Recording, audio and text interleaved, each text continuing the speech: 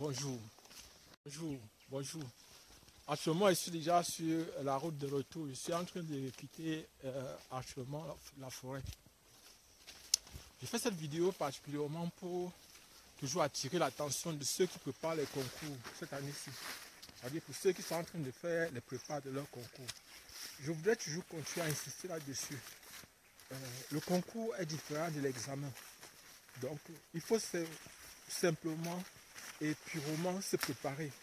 Et les meilleures préparations sont celles que vous faites avec un aîné ou avec une personne, un tuteur. C'est-à-dire une personne qui peut vous aider en cas de difficulté. Il y a des personnes qui essayent de voir de l'impression que vous devez travailler seul, que les étudiants ou les élèves n'ont pas besoin de répétiteurs. Je peux comprendre peut-être jusqu'où cette personne veut parler. Peut-être que la personne veut simplement dire que l'intervention du répétiteur peut fragiliser la formation personnelle et individuelle d'une personne. C'est-à-dire que les personnes c'est-à-dire que dès lors qu'il y a un répétiteur, l'élève cesse ou l'étudiant cesse de faire des efforts. Mais je voudrais dire que si c'est ça, si un répétiteur essaie de faire quelque chose comme ça, c'est qu'il n'est pas en train de jouer véritablement son rôle. Parce que le répétiteur est une aide, c'est un tuteur. C'est-à-dire c'est une personne qui est là pour permettre à l'élève de combler ses difficultés, de combler les endroits où il a des lacunes. Donc voilà par exemple. Et je voudrais aussi insister que actuellement, si pour les prépas concours, il y a des personnes qui font une année entière, parfois 2 années après leur baccalauréat ou après leur licence, uniquement pour préparer leur concours. Il y a des personnes qui se lèvent et qui pensent qu'elles auront la chance de faire le concours une fois et de réussir sans se préparer. Je voudrais dire à ces personnes-là que ne misez pas trop là-dessus. Je ne peux pas vous conseiller de trop miser là-dessus, s'il vous plaît. Ne misez pas trop là-dessus. Le conseil que je peux vous donner, c'est plutôt de vous organiser pour le travail. C'est-à-dire que prenez du temps. Parce qu'en un temps de com peut vous permettre de comprendre beaucoup de choses. C'est-à-dire ces choses que parfois ces personnes qui font une année ou 2 ans de prépa n'ont pas parfois des répétiteurs aguerris, c'est-à-dire des personnes, des tuteurs aguerris, des personnes qui ont de l'expérience dans la façon de travailler. Je crois que dans ces jours-ci, nous allons véritablement changer notre façon de travailler. Dans le groupe WhatsApp que nous avons créé, je vais essayer un truc, je vais essayer quelque chose. Nous allons travailler et je pense que les gens vont... on va essayer de faire une séance. Nous sommes aujourd'hui mercredi. Donc, certainement à partir de demain, on va essayer, même pas aujourd'hui même. Bon, pour ceux qui vont suivre, pour ceux qui seront en ligne à partir de 18 h, je crois qu'on va faire une expérience aujourd'hui. C'est-à-dire ce qui va consister à intervenir, c'est-à-dire faire travailler avec l'autre. Alors, celui-ci, je ne peux pas. Donc, celui-ci, il y a des choses que je ne peux pas faire avec ce téléphone-ci. Donc, nous allons travailler certainement et je vais répondre en direct parce qu'en expliquant, en direct, ce serait peut-être quelque chose de très intéressant. Et on va voir s'il y a possibilité que d'ici la fin de la semaine, parce qu'il y a les gens qui vont composer Polytechnique de Yaoundé. On va faire peut-être 2 séances. Bon, on va voir si peut-être on peut essayer d'aider ces personnes, les gens qui ont le bac D ou même le bac C ou le bac technique, par rapport au circuit RLC et au champ de gravitation. Parce que ce qui est sûr, c'est que ça va venir.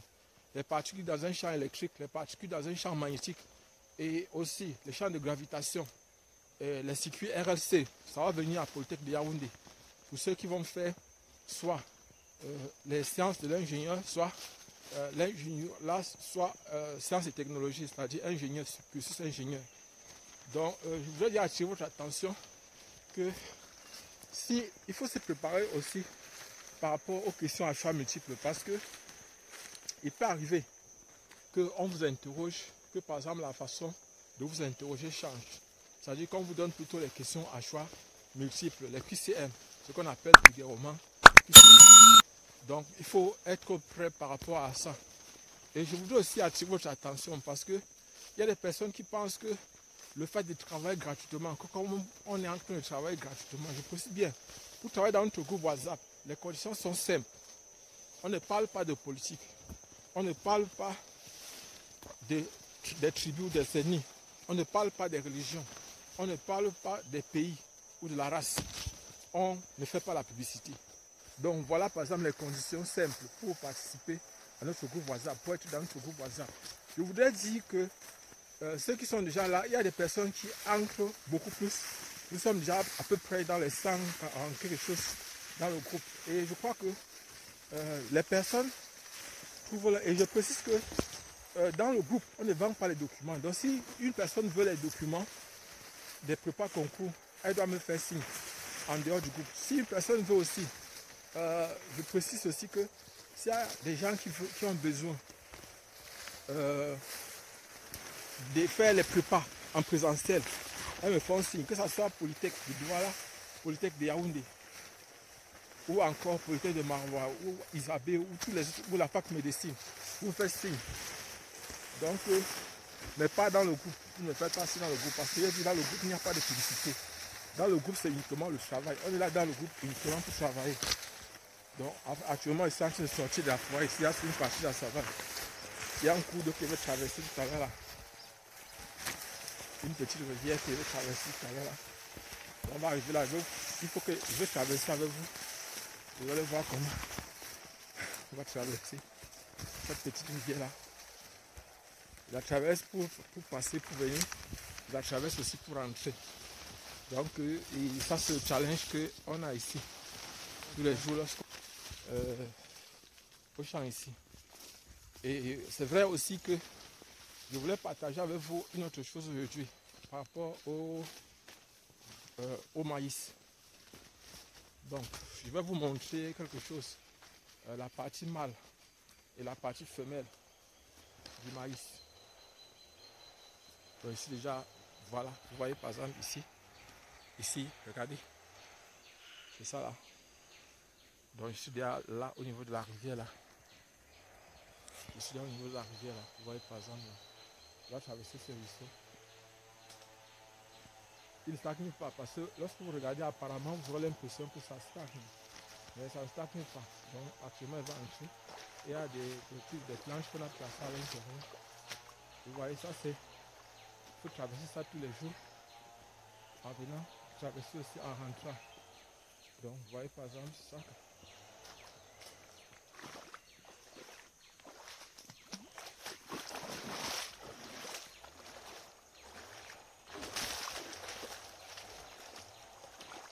Par exemple, j'ai presque traversé.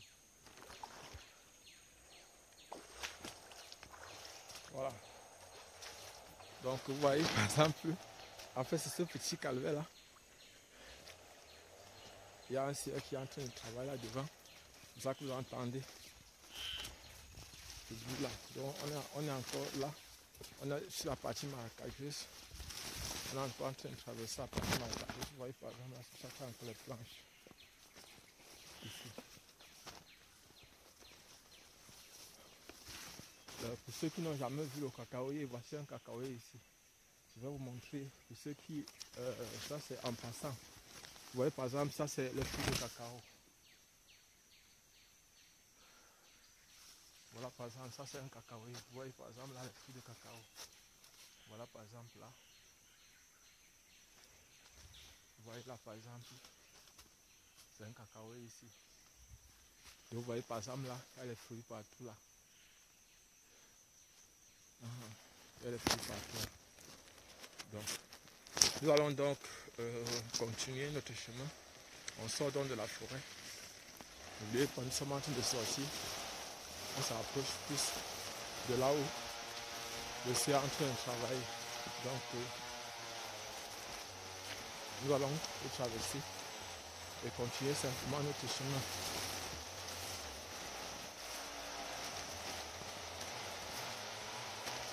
Donc, je vais d'abord arrêter comme ça. Donc, nous allons continuer. Nous sommes déjà en train de nous éloigner. Nous sommes en train de nous éloigner de là où on est en train d'essayer.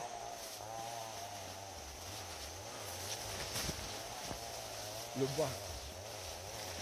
Donc, je suis en train de dire que pour une personne qui veut franchement réussir, elle doit mettre, on dit souvent les petits plats dans les grands. Ça dit que quoi? Elle doit s'organiser et avoir un emploi de temps scrupuleux. Et chaque jour, elle doit faire des efforts de traiter au moins un ancien sujet. Et les parties qu'elle ne comprend pas, elle parle sur Google ou sur YouTube. Il y a par exemple actuellement beaucoup de vidéos qui expliquent les cours. J'ai moi-même sur YouTube plus de 500 vidéos qui expliquent le cours. J'ai plus de 500 vidéos qui expliquent les cours de maths, de physique, de chimie, de biochimie. Je crois aussi un peu d'informatique. Donc j'ai près de 500 vidéos, plus de 500 vidéos qui expliquent les cours. Et vous avez ces vidéos-là de façon gratuite sur YouTube. Donc le conseil que personnellement je peux vous donner, c'est que organisez-vous et faites les efforts pour travailler. Faites les efforts pour franchement être parmi les meilleurs. Il y a des gens qui me disent que oh, le pays est gâté, oh la corruption, non, non, non. Oh le choco, non. Travaillez, vous allez réussir. Soyez parmi les meilleurs. Ne comptez pas sur la régionalisation ou sur l'équilibre régional. Ne comptez pas sur ça. Les meilleurs réussissent toujours. Peu importe de quelle région vous êtes. Peu importe. Peu importe. Donc voilà par exemple. Et je crois que bientôt nous allons arriver. J'ai oublié de me présenter. Pour ceux qui ne me connaissent pas, en fait, je suis Job Camden. Je suis répétiteur de profession et enseignant de formation.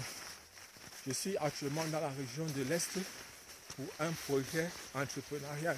Aujourd'hui, j'étais en train de, je vais faire ça dans une autre vidéo. J'étais en train de, j'ai failli tomber là. J'étais en train de mettre les macabos, ça vous a commencé.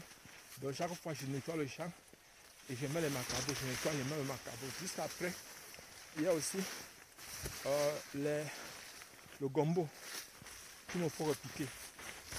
Donc je dois repiquer le gombo et je suis en train de me préparer aussi pour la saison sèche. Parce qu'en saison sèche, je dois faire le maïs. Je dois cultiver le maïs ici en saison sèche. L'année dernière, je n'ai pas réussi à exploiter la saison sèche. Parce que la contre-saison, c'est une saison où on produit le maïs. Et quand on vend frais, on gagne doublement, on gagne triplement.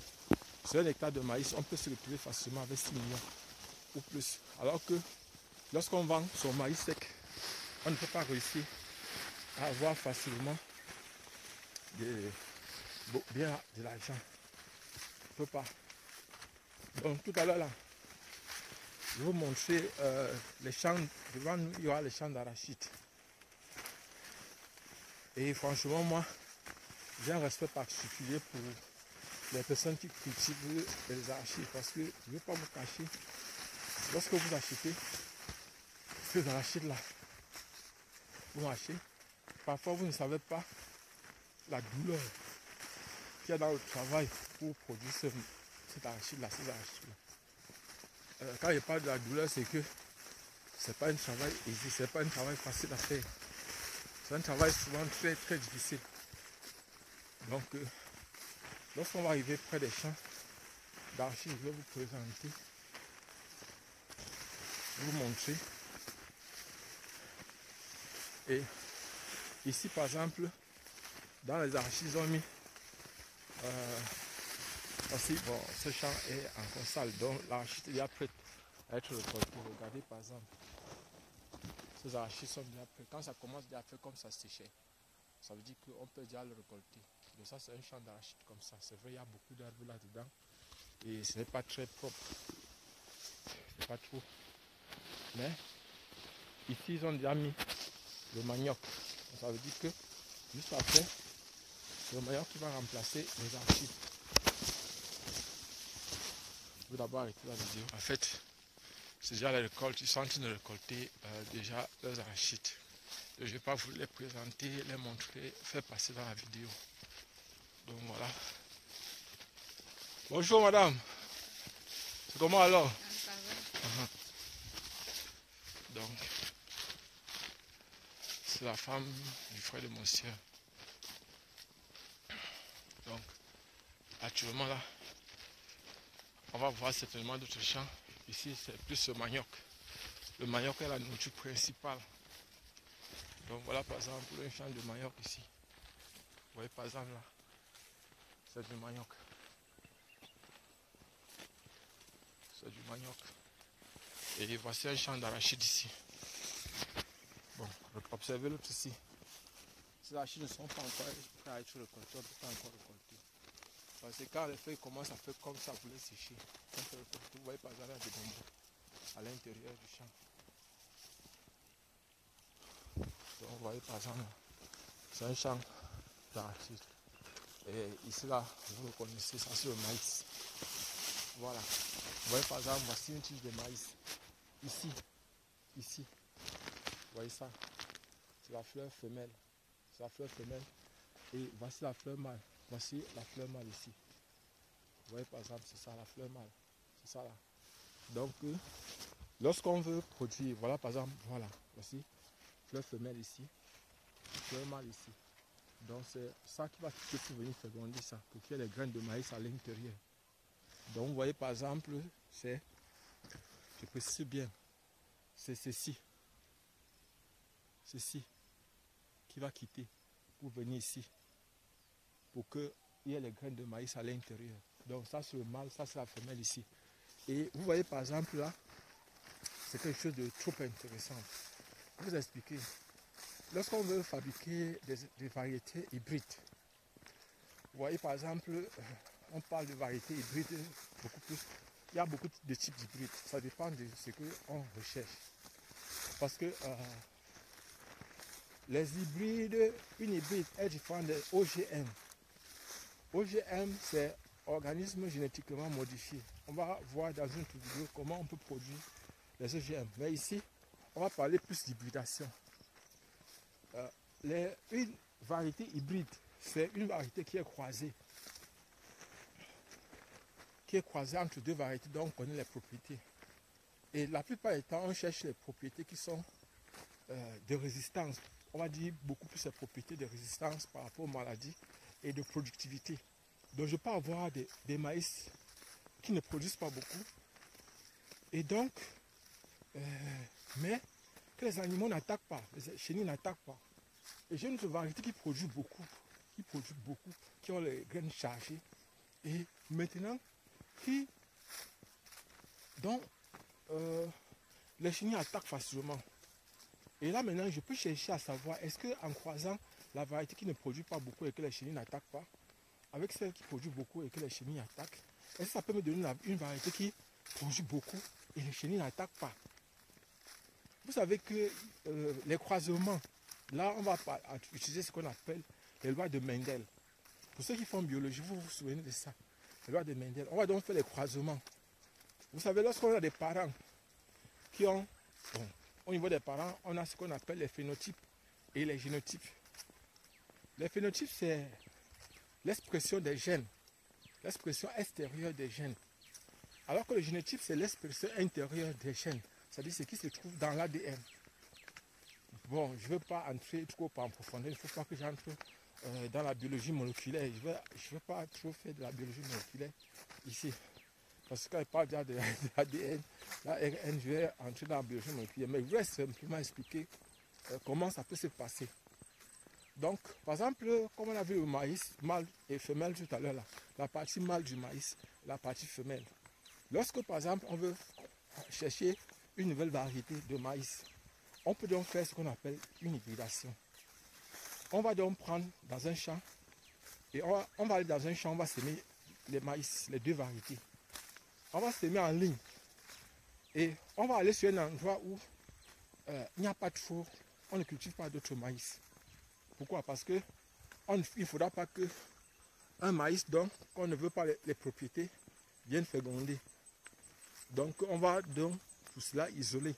Très souvent on travaille en station, c'est-à-dire dans un laboratoire, c'est-à-dire dans un endroit isolé pour pouvoir maîtriser les propriétés de l'endroit. C'est-à-dire qu'il ne faut pas que les insectes pollinisateurs viennent polliniser, viennent pas prendre par exemple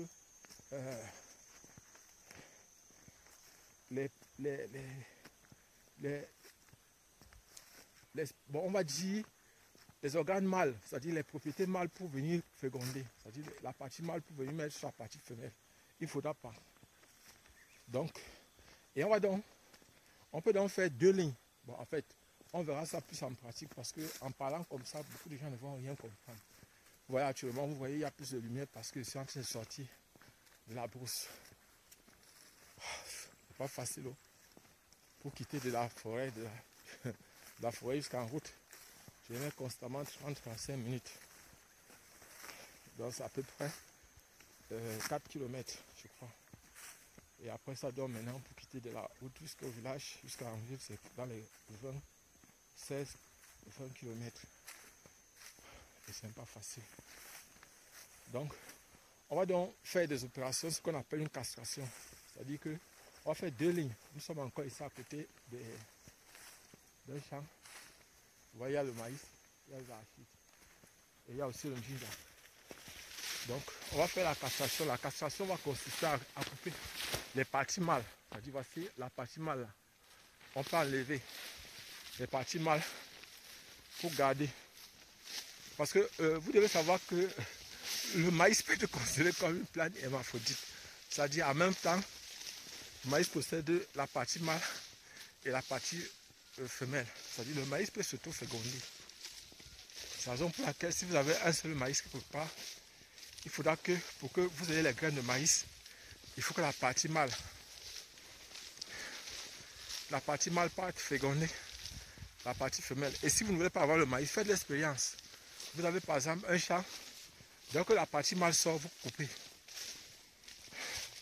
Vous n'aurez pas le maïs à l'intérieur, il n'y aura pas de graines de maïs à l'intérieur de l'épi. Vous n'aurez pas le maïs.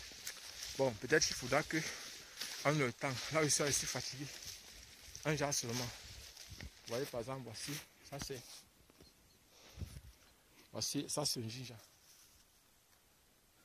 Donc voilà le maïs et le ginger. Donc ce qu'on appelle le gem-gem. Bon, je crois que je vais arrêter cette vidéo ici comme ça. Mais en passant, je voudrais dire à ceux qui ne peuvent pas les concours que nous allons changer, nous allons travailler intensément.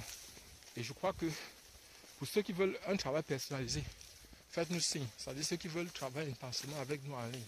On sera capable de vous expliquer les exercices de façon plus précise. On va faire les vidéos, on va travailler les appels vidéo sur WhatsApp. Et on peut donc travailler sur WhatsApp. Si vous voulez, on peut faire soit les appels audio, soit les appels vidéo sur WhatsApp. Et on va travailler. Et on pourra s'entendre sur le prix. Parce qu'on ne sera pas gratuit. Donc, et il y a aussi des personnes qui vont appeler des autres pays pour savoir si ils peuvent préparer d'autres concours. Tels que Polytechnique de Paris, Polytechnique de l'X, dans l'X. Je voudrais préciser à ces personnes-là, il y a les gens de Polytechnique qui font constamment ça, que on peut travailler. Mais ce que je vais faire, c'est que dans le groupe, moi j'aurai une partie que je vais donner. Parce qu'il y a 4 matières qui viennent habituellement. Il y a la mathématique, niveau 1, niveau 2. À l'université, il y a la physique, niveau 1, niveau 2. Il y a aussi le français. Il y a aussi l'anglais. Donc, voilà les matières qui viennent d'habitude. Et je voudrais préciser que s'il y a des personnes qui veulent préparer ce concours-là, Polytechnique de Paris, sachez qu'on prépare ce concours-là avec le DEC, Bac plus 2. C'est-à-dire ceux qui sont au niveau des universités et qui font les filières mathématiques, les filières physiques, les filières sciences physiques, les filières chimie, les filières, bon, en fait, on va dire les filières où les mathématiques interviennent, les matières scientifiques, les filières scientifiques. Ces personnes-là peuvent faire le concours. Donc, pour l'année 2024 déjà passée, s'il y a des personnes qui veulent se préparer pour ce concours-là, c'est uniquement pour l'année 2025. Et je précise qu'il y a déjà un candidat.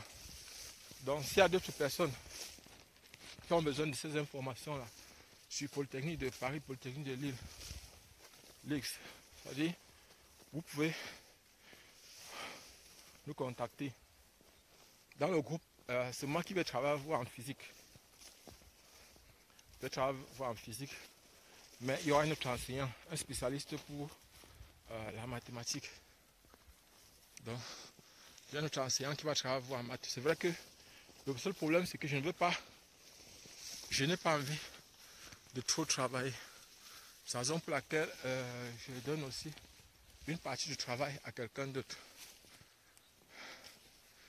Abonnez-vous et partagez le maximum possible cette vidéo. On va se voir prochainement. Inch'Allah.